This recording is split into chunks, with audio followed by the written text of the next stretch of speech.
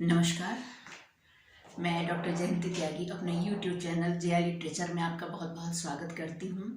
और जैसा कि आपको पता ही है, इससे पहले जो हमारा ये वीडियो था वो जो माहेश्वर सूत्र था उसके संदर्भ में था। और ये सभी परीक्षाएं जो भी UP, Bihar, Rajasthan, Haryana, TGT, PGT, C TET, super TET वगैरह सभी जो भी ये संस्कृत विषय को लेकर जो भी परीक्षा होती है ना, टीचर्स एलिजिबिलिटी टेस्ट के लिए, तो उन सब में ये सामान्य रूप से जो यह टॉपिक जो है पूछा जाता है। तो आज हम इसी संदर्भ में हम वर्णों के उच्चारण स्थान के बारे में आपसे जो है चर्चा करेंगे। और यहाँ पर जो है वर्णों के जो उच्चारण स्थान है ना, उनको हम वर्णों का जन्म स्थान भी कहते हैं। ठीक है ना। एक मेरा स्टिक रह गया है, मैं जरा उठा लेती हूँ। हाँ जी। तो जो भी हम वर्ण बोलते हैं, है ना, पहले हम बताएंगे उच्चारण स्थान जो है क्या होते हैं, है ना। तो जब हम किसी भी वर्ण को बोलते हैं तो बोलने में कुछ जो है हमारे मुख के अंदर, है ना, जो है प्रयास करना पड़ता है ना। तो जो प्रयास करना पड़ता है मुख के अंदर, जिह्वा, तालु, कंठ, है ना, मूर्धा, है ना, ये सारे जो है दंत, ये सब जो स्थान है, तो जब हम कुछ विशेष, हर वर्ण का जो है कुछ ना कुछ जो है, या कुछ वर्ग का जो है एक विशेष स्थान है उनके उच्चारण का। तो जब हम उनका जो उच्चारण करते हैं तो जो उनके उच्चारण स्थान है उन्हीं को मैंने जन्म स्थान लिखा है, अर्थात वहीं से वो उत्पन्न होते हैं, वहीं से वो वर्ण बोले जाते हैं। ठीक है। तो पाणिनीय शिक्षा में, पाणिनीय शिक्षा व्याकरण जो एक पुस्तक है पाणिनि जी का, तो उसमें जो है उच्चारण स्थान 8 बतलाए गए हैं। 8 कौन कौन से लिखा है? अष्टौ स्थानानि वर्णानाम उरः कंठः शिरस्तथा जिह्वामूलं च दन्तश्च नासिकोष्ठौ च तालुः च, है ना, कि 8 जो है वर्णानाम स्थानानि, वर्णानाम अष्टौ स्थानानि सन्ति, वर्णों के 8 स्थान हैं। कहते हैं उरः, कंठः, शिरः तथा जीवामूलम, दंत, दांत, नासिका और ओष्ठ, और तालु, ये जो है 8 स्थान बताए गए हैं। तो हम यहाँ पर अब जैसे शिरा है ना, तो एकदम शिरा का मतलब यहाँ सिर से नहीं है, मतलब ये जो सिर का जो हिस्सा है इसके अंदर जो मुख है ना, मुख है ना, मुख के अंदर की जो भाग है ना, तो उनकी ओर ही इनका संकेत है। ठीक है। तो ये क्योंकि ये दिखा भी रहे जिह्वा, मूल, दंत, नासिका, ये सारे तो जो है मुख के अंदर तालु वगैरह सब विद्यमान है। ठीक है। तो हम कहते हैं कि वर्णों का जो, अब वर्णों को बोलते समय देखिए 2 तरह से प्रयास होता है। एक तो अंदर जो होता है, मुख के अंदर जो हमारी जीभ, किसी भी वर्ण को बोलते समय जो हमारी जीभ जिस भी स्थान की ओर जाती है ना, मुख के अंदर ही अंदर, और वो वर्णों के बोल उच्चारण होने से पहले। ठीक है। एक तो ये स्थिति हो गई। दूसरी स्थिति हो गई वर्णों के उच्चारण करते समय जो हमारा जो है मुख का, हमारे होठों का जो हमारा जो है जो कोशिश होती है, जो यत्न होता है ना, जो प्रकृष्ट यत्न होता है ना, जो विशेष यत्न हमको करना पड़ता है, कोशिश करनी पड़ती है, तो प्रकृष्ट यत्न प्रयत्न, वो होता है प्रयत्न।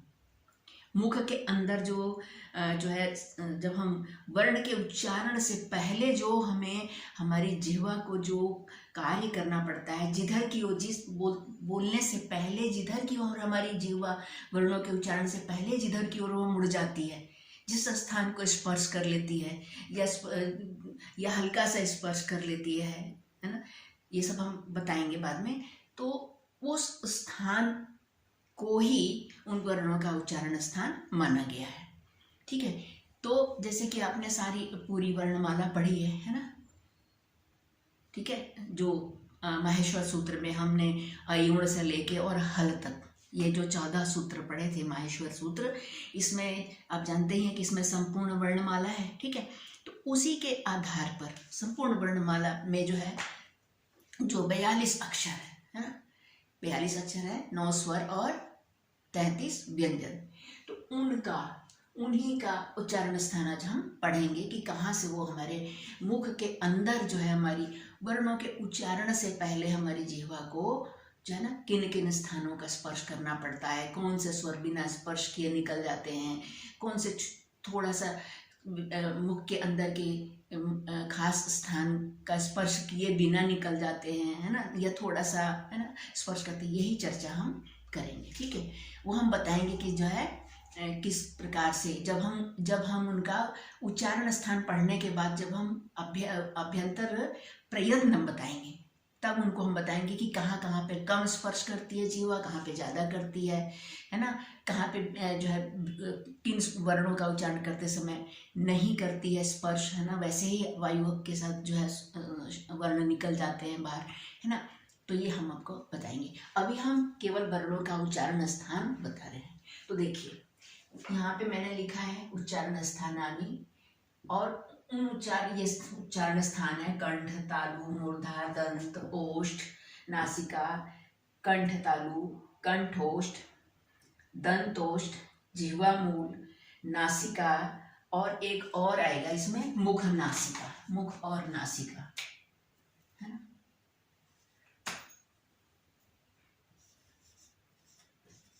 मुख नासिका,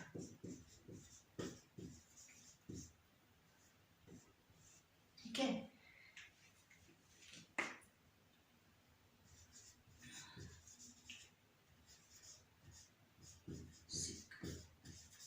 ये छूट गया था तो मैं भी इसको लिख लेती हूँ, ठीक है ना।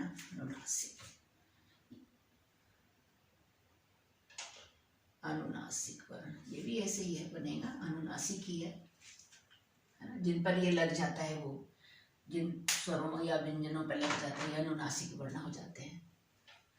तो देखिए इधर हमने सूत्र लिखा है, ये जैसे उच्चारण स्थान, जिन वर्णों का उच्चारण स्थान कंठ है, ठीक है ना, उसके लिए एक सूत्र है जो पाणिनि अष्टाध्यायी में नहीं मिलता है, पाणिनि शिक्षा में संभवतः मिलता है, मैं यहाँ पर अभी 100% श्योर नहीं हूँ, लेकिन ये वरदराज के लघु सिद्धांत कौमुदी में ये सब सूत्र दिए हुए हैं, वहाँ से मैंने लिया है।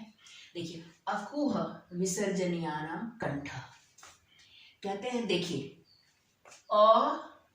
ये लिखा कु का अर्थ है, कु का अर्थ है कवर्ग, कु का अर्थ है कवर्ग, और कवर्ग में आप जानते ही हैं क ख ग घ ङ, ये पांचों वर्ण आते हैं। इसके अलावा ह और विसर्जनीयान, देखिए ह और इसके अलावा विसर्ग, है ना, इनका उच्चारण स्थान जो है कंठ, कंठ है। मैं चाहती हूँ कि इन एक एक को अलग से लिख के समझाया जाए। पहले एक बार इसको पढ़ लीजिए, इसको फिर मैं मिटा दूंगी और फिर मैं यहाँ पे एक एक सूत्र की व्याख्या करूंगी यहाँ इस जगह पर, ठीक है। आप इसकी आप जो है स्क्रीनशॉट ले सकते हैं, और इसके बाद मैं इनको मिटा दूंगी, और मिटाने के बाद फिर मैं यहाँ पर एक एक सूत्र को लेकर यहाँ पे आपको ठीक से समझा दूंगी। अभी मैंने ऐसे लिख दिया है, एक बार इसको देख भी लेते हैं। इचु यशानम तालु, देखिए ई चू का मतलब है चवर्ग, च छ ज झ य श, बड़ा वाला श, है ना, इनका, सब में षष्ठी विभक्ति लगी हुई है, मतलब इन सब का उच्चारण स्थान तालु है, ठीक है, ये है तालव्य। और इन वर्णों को हम कहेंगे तालव्य। इन वर्णों को हम अको विसर्जनीयानम कंठ, ये जो वर्ण है इनको हम कहेंगे कंठ वर्ण। कंठ से उत्पन्न होता है तो ये हो जाएगा कंठ वर्ण, है ना। यहां लिख देती हूं कंठ, कंठ, ठीक है। इसके बाद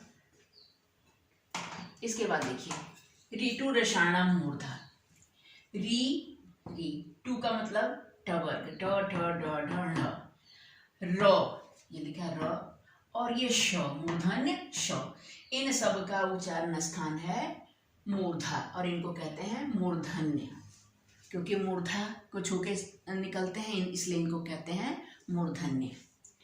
इसी प्रकार री तू का मतलब है, देखिए री तू का मतलब है तवर्ग, त थ द ध न, ल और स, इन सब का, री तू ल और स, इन सब का, यहाँ भी षष्ठी लगी है, उच्चारण स्थान है दंता। ये दांत से उच्चारित होते हैं, अर्थात जीभ जो है दांत को छूती है। मेन रोल जो है ना जिह्वा का है। वैसे तो जिह्वा ही इधर उधर मुख के अंदर के स्थानों को स्पर्श करती है, तभी जाकर उच्चारण। जब जीभ ना हो तो मुझे तो नहीं लगता कि इंसान जो है बोल सकता है, फिर वो बोल ही नहीं सकता। आ ऊ अगर भले बोल ले, लेकिन वैसे नहीं, शब्दों का उच्चारण बहुत मुश्किल है। तो इनका उच्चारण है दंत। ऊ, और ये देखिए दो शब्दों से मिल गया, ऊ पू और उपधमानीय। इसीलिए मैंने कहा था कि मैं अलग से समझाऊंगी, लेकिन पहले इसको आप एक बार देख लीजिए।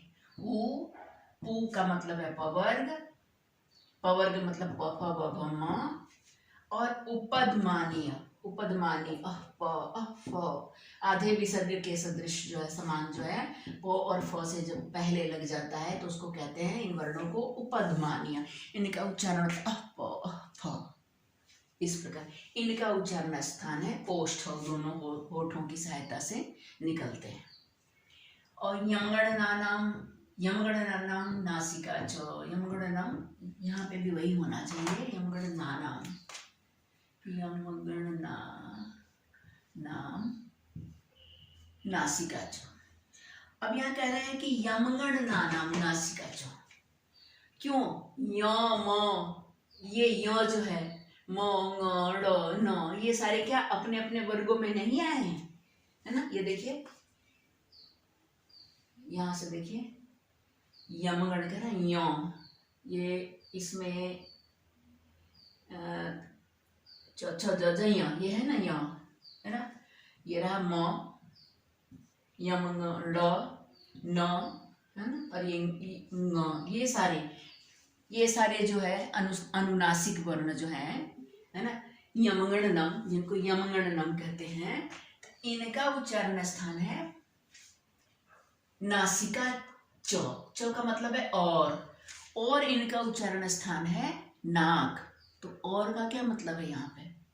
यहाँ तो पहले बता दिया कि ङ जो है कंठ से उच्चारित होगा, ये जो यो है ना, ये तालु से उच्चारित होगा, ण जो है मूर्धा से उच्चारित होगा, न जो है दंत से होगा, है ना, तत ददना, है ना, और म जो है म ओष्ठ से होगा, ये यहाँ पे लिखा है उपपदमानी, ये उपपदमानी आम ओष्ठ, ओष्ठ से होगा।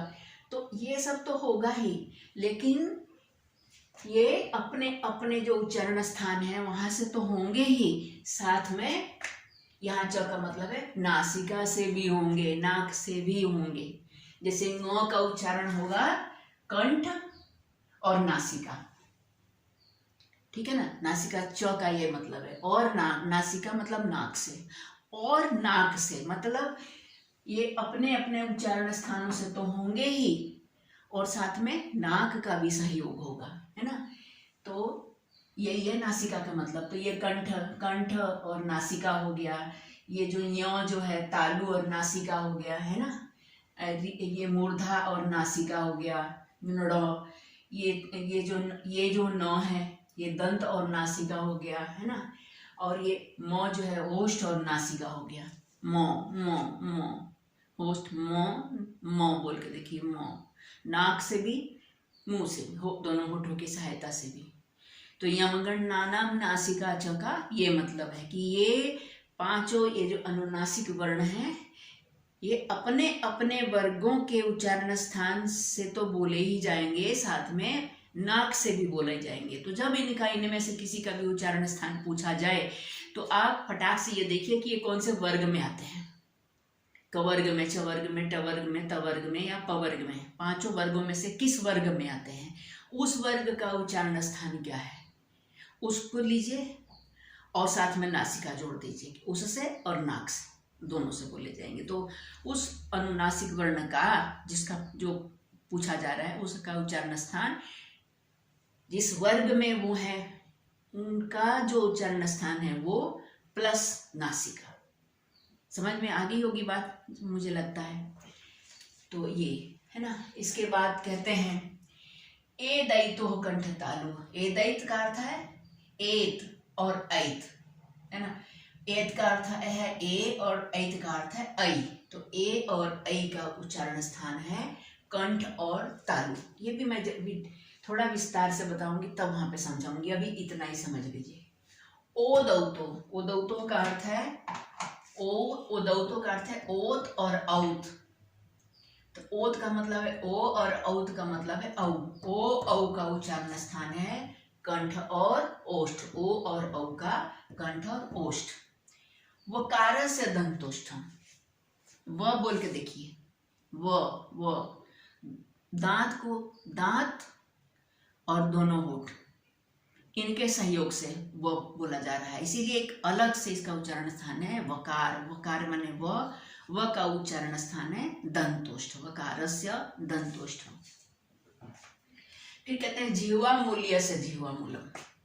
जिह्वा मूल का उच्चारण स्थान है जिह्वा का मूल। मूल का अर्थ है जड़, जहां से जीभ जुड़ी हुई है। हमारे मुख के अंदर जीभ जहां से, जिस जगह से जुड़ी हुई, जहां से वो निकलती है, वो है जिह्वा का मूल, जड़, है ना। तो जिह्वा मूल है कि तो वहां से कौन से वर्ण निकलते हैं? अ क अह क। आप देख के बोल के देखिए, अ क अह क, अ क अह क, आधा विसर्ग, अह क अह क, वही स्थान है। सही से उच्चारण करके देखिए, जहां आपको महसूस होता है वही है जिह्वा मूल। और वो जिह्वा मूल से ये जो जिह्वा मूली है क ख, ये वहां से निकलते हैं, उनका उच्चारण वहीं से होता है। इसके बाद कहते हैं नासिका अनुस्वारस्य। और अनुस्वार जो है ना, माँ, चंदन, बंदन, है ना, जो भी अनुस्वार है उनका उच्चारण स्थान नासिका है। और अनुनासिक, अनुनासिक जो वर्ण होते हैं, जो भी वर्ण लिख दो उसके ऊपर जब ये लग जाता है ना अनुनासिक, है ना, अनुनासिक का ही तो ये चिन्ह है ना, तो उनका उच्चारण स्थान भी, उनका अनुनासिक वर्ण, कौन से अनुनासिक हुए? यही हुए ना, ये पंचम वर्ण यमगणनानाम, यमगणनानाम, इनका उच्चारण स्थान है। इसीलिए यहाँ लिखा है मुख नासिका, मुख नासिका वचनोनुनासिका। अनुनासिक की परिभाषा क्या है? वे वर्ण जो मुख और नाक दोनों की सहायता से बोले जाएं, है ना। मुख और नाक, अब मुख के अंदर जो भी भाग है, जो भी अंदर के जो भी भाग हैं, अभी जैसे यहाँ कंठ, तालु, मूर्धा वगैरह, है ना, ये सब, तो उन सब की और नाक की सहायता से, दोनों की सहायता से जो बोले जाएं वो है अनुनासिक वर्ण। ठीक है, मुख नासिका वचनोनुनासिका। अब मैं इसको मिटा देती हूँ, आपको स्क्रीनशॉट लेना है तो ले लीजिए, और ले ही लीजिए, आपके काम आएगा बहुत, है ना। इसी तरह से सूत्र लिखे हैं, कौन कौन से वर्ण आते हैं, ये अपने आप में तो ये फिर भी पर्याप्त है, परंतु मैं फिर भी चाहती हूँ कि इन वर्णों का यहाँ एक एक करके और थोड़ा सा समझा दूँ, अगर आप कहें तो इसलिए मैं इसको मिटाने जा रही हूँ।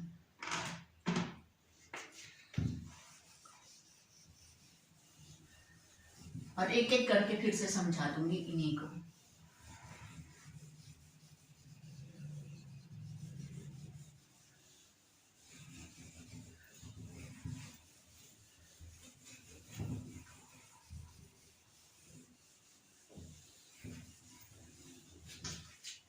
ठीक है ना, आपका समय नष्ट तो नहीं हो रहा, इसीलिए मैं पहले लिख लेती हूँ ताकि समय ना बर्बाद हो आपका।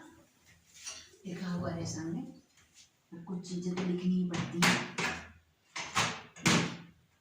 अब हम पहले को थोड़ा सा विस्तार से यहाँ पे बता देते हैं एक बार फिर से, ताकि आपको हमेशा के लिए याद हो जाए। देखिए, अकुह विसर्जनीयानाम कंठ, अकुह विसर्जनीयानाम, विसर्ज और विसर्ग, विसर्जनीय और विसर्ग दोनों एक ही बात है। विसर्जनीयानाम यानाम कंठ, कंठ, ठीक है। अकुह विसर्जनीयानाम कंठ, कंठ वर्णों की ये परिभाषा है। अब यहाँ देखिए, अ का मतलब है अ और आ दोनों, ठीक है। और अ जो है 18 प्रकार का होता है ना। अ जो है 18 प्रकार का होता है, वो हम आगे चर्चा करेंगे इसकी। तो अ का मतलब यहाँ पर अ और आ दोनों समझना चाहिए, आ है ना। और कु का मतलब है, कु का मतलब है कवर्ग, कवर्ग है ना। और कवर्ग का मतलब आपको पता ही है, क ख ग घ ङ, ठीक है ना। तो मैं वहां पे पूरी वर्णमाला नहीं लिखूंगी, कु का मतलब कवर्ग समझ लीजिए, है ना। और ह, ठीक है। और विसर्जनीयानाम, है ना, और विसर्गों का या विसर्जनीय का, विसर्ग या विसर्जनीय एक ही बात है, इन सब का उच्चारण स्थान है कंठ, ठीक है। इनका उच्चारण स्थान है कंठ। कोई इसमें शब्द तो है नहीं, ये तो बहुत ही साधारण सी बात है ना, सिंपल सी बात है ना। और विसर्ग का चिन्ह आपको पता ही है, देखिए ऐसा है ना, बताइए। तो ये अकुह विसर्जनीयानाम कंठः, ठीक है। इस तरह से आपका रिवीजन भी हो रहा है, रिवीजन भी हो रहा है, और मेरे को थोड़ी सेटिस्फेक्शन हो रही है कि मैं अलग अलग सबको समझा रही हूँ। इचु यशानाम तालु, इचु यशानाम तालु, ठीक है। देखिए ई और ई यानी कि खाली छोटी और बड़ी, है ना। ई का मतलब है ना, चू का मतलब है चवर्ग, है ना। ई हो गया चू, और य है ना, य का भी। और ये तालव्य जो श है ना, तालव्य श इसीलिए तो बोलते हैं इसको तालव्य श, क्योंकि इसका उच्चारण स्थान तालु है ना, लिखा है। य और ये श, इनका उच्चारण स्थान तालु है। मतलब हमारी जीभ जो है तालु की ओर उठती है जब हम इसको बोलते हैं। बोल कर देखिएगा, ई चो, है ना, चो छ ज झ यो, है ना, चो छ ज झ यो, है ना, इस तरह। और श है ना, यो, इन सब का उच्चारण स्थान है तालु। आप इनको ना खुद भी बोल के महसूस कर सकते हैं, इचु यशानाम तालु। इसके बाद है ऋतु रसाणाम मूर्धा, ऋतु रसाणाम मूर्धा, है ना। अब इसका क्या मतलब है, देखिए। री का मतलब तो री, है ना, छोटी री और दीर्घ री, है ना, ह्रस्व री और दीर्घ री, ठीक है। टू का मतलब है टवर्ग,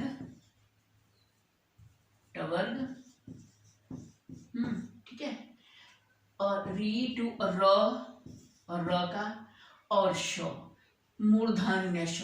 इसको क्यों कहते हैं मूर्धन्य श, देखिए लिखा है मूर्धा, ये श जो है मूर्धा से। मूर्धा कौन सी जगह है, आप बोल कर देखिए, टॉ बोल कर देखिए, क्लियर जानने के लिए। री बोलेंगे तो भी समझ में आ जाएगा, लेकिन टॉ ठ ड ढ, है ना, ण, ये सब बोल कर देखिए। जीभ जो है मुंह के अंदर, ऊपर के दांत के पीछे की जो जगह है वो है मूर्धा, उसको छूती हुई जो है वायु निकल जाती है, जीभ उधर को उनको स्पर्श करती है, और उस तरह से जो है इन वर्णों का उच्चारण होता है।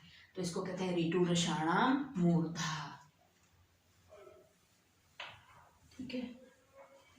ऋतु रसाणाम मूर्धा। ऋतु लसानाम दंता, री इसके बाद आता है री तु ल सा नाम दंता, ठीक है। ऋतु लसानाम दंता, देखिए री, ठीक है। और री ऐसा भी होता है, देखिए री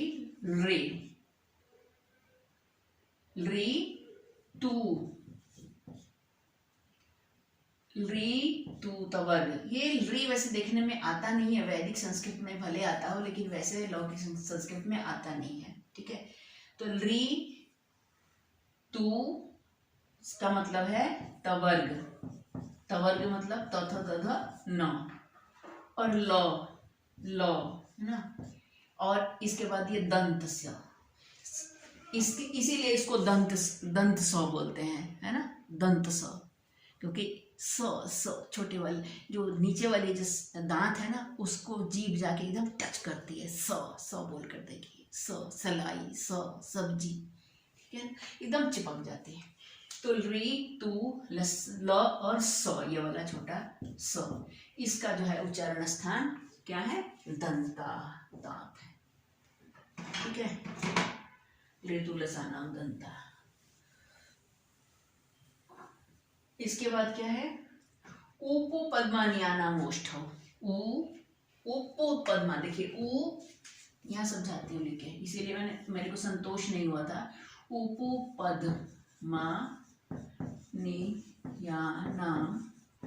उपपद्मान्यानाम ओष्ठौ,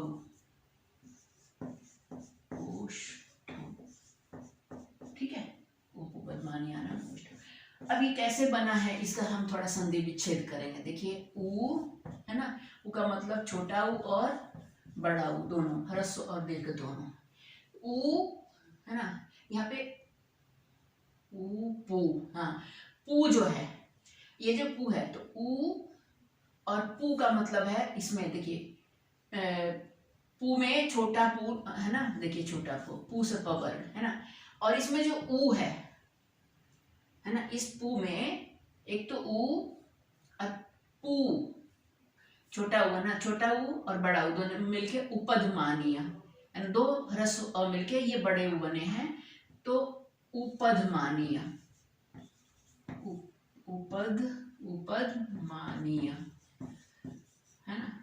पू का मतलब उ, पू, उपू उपधमानीयानाम, ऐसे पढ़िए, उ पू उपधमानीयानाम ओष्ठौ।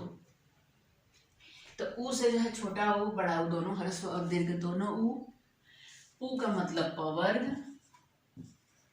पवर्ग का मतलब प है ना, और उपधमानीयानाम, इन सब का उच्चारण स्थान है ओष्ठ।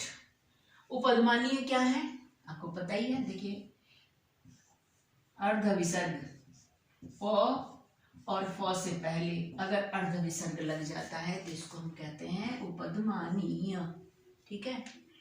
तो इनका उ ह्रस्व और दीर्घ, पू मतलब पवर्ग प और उपधमानियों का है ना, उपधमानीयानाम, इन सब का है ना उच्चारण स्थान है ओष्ठौ, दोनों होठ, दोनों होठों की सहायता से ये बोले जाते हैं। देखिए वो लिख देखिए, उ है ना, पू का मतलब प फ ब भ म, इनको बोलने से ही खुद ही पता चल जाता है कि इसमें कितना साइंस है, कितना कितना सही है ना।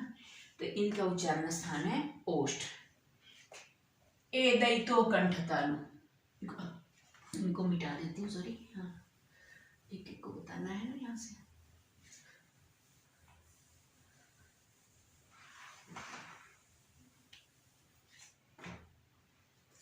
देखिए ए दैतो, ए दैतो कंठोष्ठम, कंठोष्ठम, कंठ और होष्ठ दोनों, कंठ और होष्ठ दोनों इनके उच्चारण स्थान है किसके?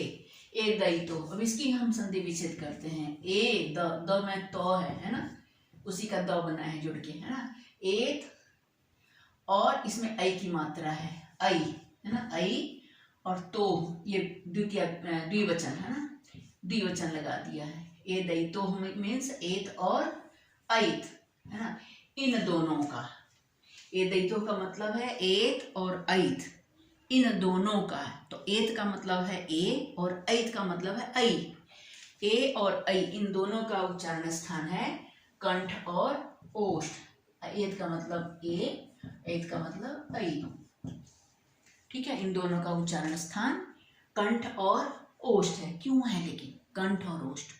कंठ से तो अकुह विसर्जनीयानम कंठ, उसमें तो कहीं ए है नहीं, है ना, अकु अ है वहां, तो उससे तो अ का उच्चारण होता है ना, ए का तो नहीं होता। तो बताते हैं, इसीलिए तो कंठोष्ठ कहा है। अब ए बना कैसे? ए बना है अ और ई मिलकर, अ ई मिलके ए बना है ना, तभी तो गुण संधि होती है ना, धन ईश धनेश, है ना, धन ईश धनेश, रमा ईश रमेश, इसमें भी आएगा। देखिए रमा ईश, और आ के बाद जब ई आता है तो उसका ए हो जाता है, गुण संधि हो जाती है ना। तो ये जो इसीलिए एक चूंकि ए जो है ओ और ई से मिलकर बना है, तो इसलिए सॉरी यहाँ पे कुछ गड़बड़ हो गया है। ए तो कंठ तालु है, कंठ तालु, ए तो कंठ तालु। अभी ई देखा ना तो मुझे ध्यान आया, गलती से लिखा गया था। तो जो इसमें ओ है ना, ए जो है ओ और ई से मिलके बना है, तो इसका उच्चारण स्थान कंठ और तालु क्यों है ये बता रहे हैं, क्योंकि अकुह विसर्जनीयानम कंठ, अ जो है तो कंठ जो है, अ जो है कंठ से बोला जाता है, और ईचु यशानम तालु, ई जो है तालु से बोली जाती है। तो और इन दोनों से मिलके जो ए बना है, इसीलिए इसका उच्चारण स्थान कंठ और तालु हो गया। ठीक है ना, क्योंकि ए जो है ओ और ई इन दोनों ही स्थानों से उच्चारित होने वाले ओ और ई इन दोनों स्वरों से मिलकर बना है, इसीलिए ए का उच्चारण स्थान कंठ और तालु है। और सेम यही बात जो है आई के साथ है। ये देखिए आ और आई, आ और ई मिलकर बन जाता है आई, आई है ना, आई, ये उच्चारण है इसका। ठीक है, तो यही सेम बात जो है इसके साथ भी है। ओ और आ का कंठ और ई का जो है तालु, इसलिए आई का उच्चारण स्थान कंठ और तालु।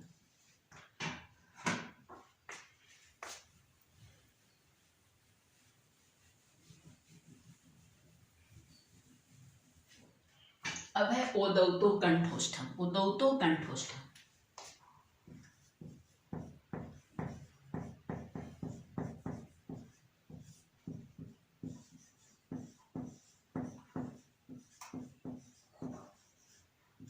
ठीक है, अब इसी तरह ओदौत का क्या मतलब है, ओदौतो का मतलब यहाँ पे भी षष्ठी का द्विवचन है। ओदौतो का मतलब है, ओदौतो यहाँ पे षष्ठी का द्विवचन है, तो ओदौतो का मतलब है ओत, और ओत का मतलब है ओ। ठीक है, और ओत और औत है ना, औत देखिए इसमें औ है, औत, औत का अर्थ है औ। ठीक है ना, औ, औ देखिए मैं बोल रहे हैं औ, पहले उच्चारण हो रहा है औ बोलने में, औ का और फिर ऊ का, औ। ठीक है, तो क्लियर है, एकदम ही क्लियर है। ओ जो है ओ और ऊ से बनता है। हाँ हाँ ठीक है, ओ और ऊ से बनता है, और औ जो है औ ये आ और ऊ से बनता है ना। तो अब इन दोनों के जो उच्चारण स्थान होंगे वही हो इसका उच्चारण स्थान होगा। ये अ और उ, अ का उच्चारण स्थान अभी कंठ, कंठ पढ़ाई है। उ का क्या है, उ का उपपद्मानियानम ओष्ठ, उपपद्मानी, अभी थोड़ी देर पहले ही पढ़े हैं। उ का उच्चारण स्थान क्या है, कंठोष्ठ है ना। उ का उच्चारण स्थान है, अभी हम यहाँ पढ़े थे ना, ओष्ठ, उपधमानिया, उ और उपधमानियों का उच्चारण स्थान है ओष्ठ। तो इसीलिए इन दोनों का उच्चारण स्थान है ना जो है कंठ और ओष्ठ है ना, इसी वजह से ये जो इन दोनों से मिलकर जो ओ और औ बना है, इनका उच्चारण स्थान भी कंठ और ओष्ठ हो जाएगा। ठीक है,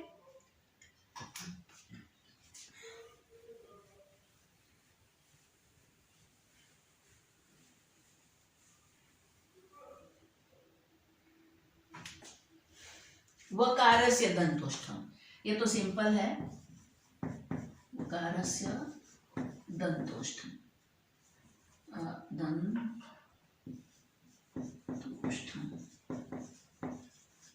वकारस्य का मतलब है व, और व का उच्चारण स्थान है दंतोष्ठ है ना, दांत और होंठ दोनों की सहायता से दंत और ओष्ठ से मिलके बना है दंतोष्ठ।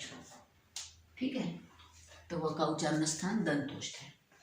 जिह्वा मूल्य से, जिह्वा मूल अभी बतलाया था, जो जिह्वा मूल्य वर्ण है ना,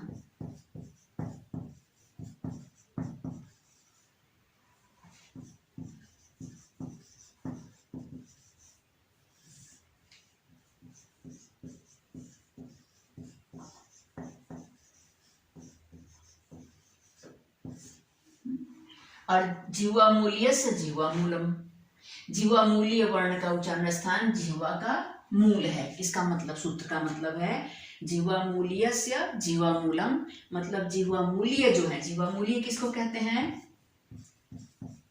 क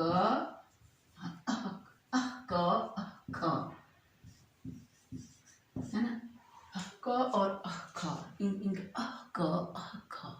ये है जिह्वामूलीय। क और ख से पहले आधे विसर्ग के सदृश जो ये चिन्ह आते हैं, इनको कहते हैं जिह्वामूल, है ना, जिह्वामूलीय। ये तो आधे विसर्ग हैं, लेकिन क और ख से जब पहले आ जाते हैं तो इनको हम पूरे को जिह्वामूलीय वर्ण कहते हैं। तो जिह्वामूलीय वर्ण का उच्चारण स्थान है जिह्वा का मूल, अभी जो मैंने बताया था, जिह्वा जहां से जुड़ी हुई है। ये भी हो गया नासिका अनुस्वारस्य। और अनुस्वार ये आसान है, अनुस्वार का उच्चारण स्थान है नासिका, लिख भी देती हूँ ताकि आपका ये पूरा हो जाए। नासिका जो है अनुस्वार का, अनुस्वार का उच्चारण स्थान है नासिका, ये है अनुस्वार, ठीक है। हाँ, मैं थोड़ा सा उधर अलग बता दी। और ये है अनुनासिक और हाँ, अनुस्वार जो वर्णों के ऊपर इस तरह अनुस्वार लगा देते हैं, है ना, इसका उच्चारण स्थान है नासिका। और अनुनासिक,